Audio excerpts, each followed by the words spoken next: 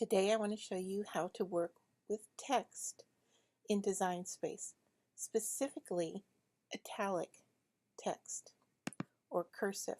The first thing you do is click on the text key and type in the word that you're interested in. Then we're going to go up to the top to where it says font and choose our font. You have a choice at the top here where you have all, system, or Cricut.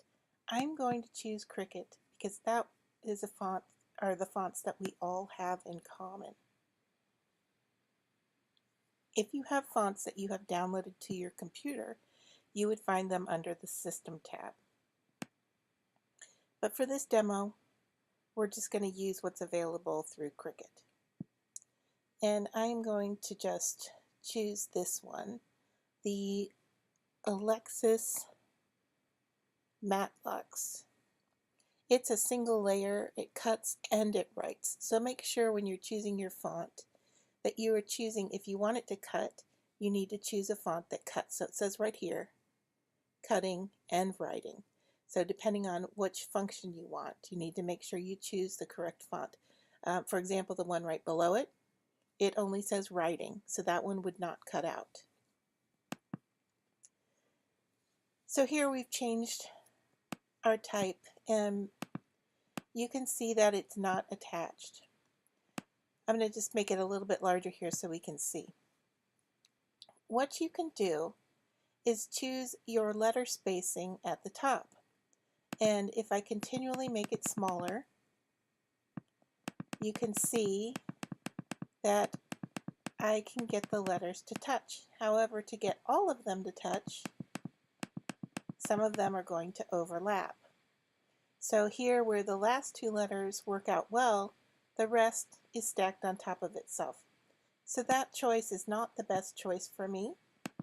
I am going to move it out to the point where the H, E, L looks close. Okay? Now, the next step is to click over here. You'll notice that it says ungroup, and I'm going to ungroup those letters because right now it sees them all as one big group and I can't adjust them individually. Now you'll see that the screen has changed. Each individual letter is its own shape. So what that means is I can click on the E, and I'm just using the arrow keys on my keyboard. I'm going to move that over to a comfortable position. Same with the L.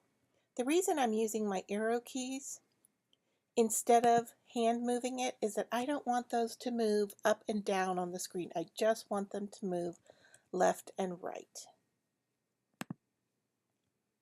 The other way to do that would be you could move them with your mouse if you held your shift key down. That would work as well. Okay, so now I have the letters placed where they look pretty comfortable and they're all attached. So the next thing I'm going to do is select all of them, and I am going to group them back together, and then I am going to weld them together.